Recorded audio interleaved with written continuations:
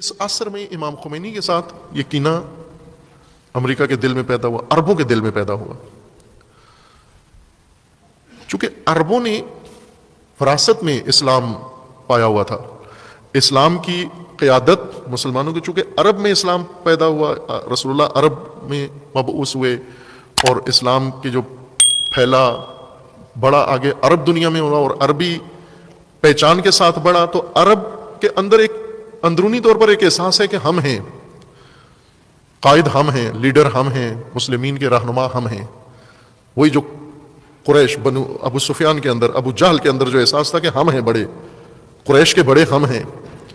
اب جب ان کی بڑھائی چیلنج ہو گئی کہ آپ تو نہ صرف بڑے نہیں ہو بلکہ چھوٹے بھی نہیں ہو، تمہارے لیے پستی بھی کہنا شاید صحیح حق ادا نہیں ہوتا، اگر کہیں تم بہت پست ہو، پستی بھی مناسب لفظ نہیں ہے، اتنے تم گرے ہوئے ہو۔ اور وہ بھرم کھل گیا، ان کا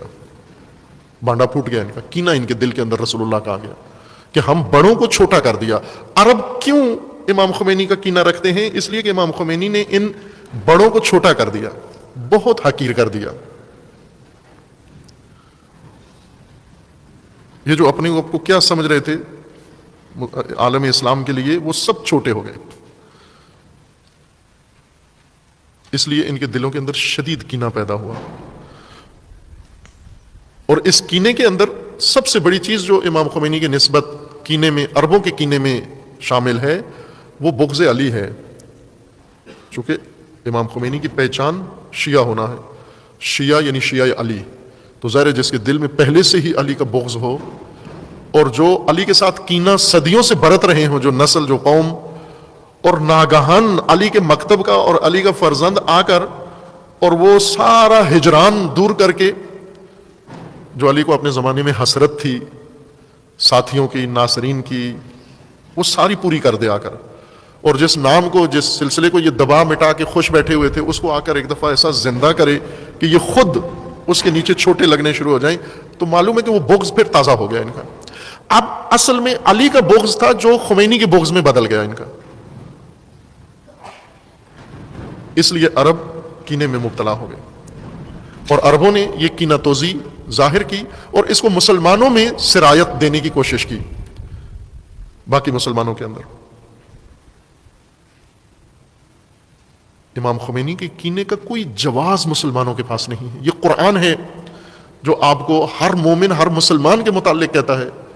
اور یہ فرقہ وارانہ ذہنیت والوں کو یہ آیت پڑھنی چاہیے، سورہ حشر کی آیت نمبر 10، کہ یہ اس کے مخالفت کر رہے ہیں، اس کی معصیت کر رہے ہیں، اس آیت کو ٹھکرا رہے ہیں وہ علماء جو ممبروں پہ مسلمانوں کی نفرت ابھارتے ہیں، خواہ کسی ممبر پر، وہ شیعہ کے ممبر پر ہو کے سنی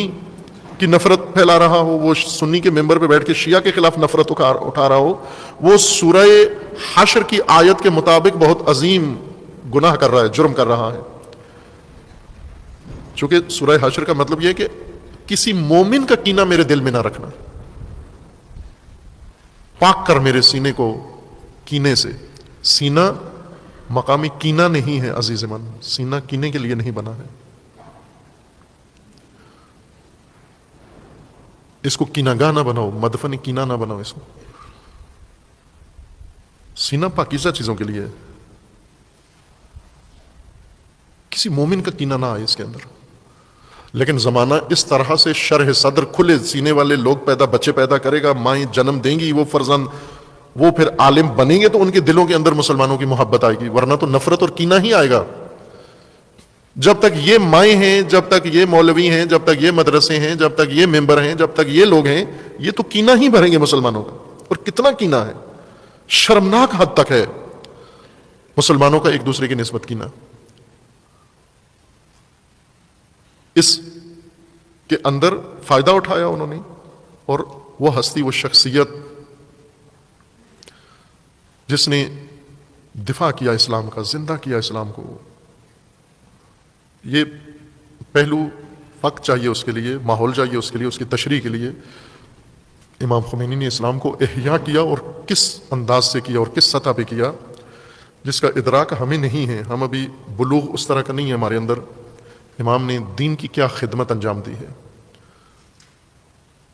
وہ اس کے لیے بلوغ چاہیے، رشد چاہیے۔ یہ نہ کہیں کہ ایران کے اندر ایسا شعور موجود ہے، ایران میں بھی نہیں ہے۔ ایرانیوں کو امام خمینی اس لیے اچھے لگتے ہیں کہ ایرانی ہیں۔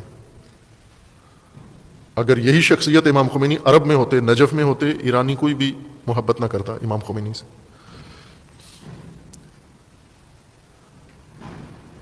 ان کو ان کی ایرانیت پسند ہے، ایرانی ہیں،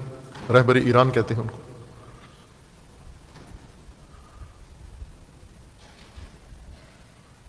جس طرح عرب نہیں کرتے، محبت نہیں کرتے۔ اس کو مسلمانوں کے اندر اس کینے کو پھیلانا شروع کیا جاہلیت کی طرز پر، جس طرح رسول اللہ کا کینہ عربوں کے اندر پھیلایا گیا اولاد رسول کا، اسی طرح امام خمینی کا کینہ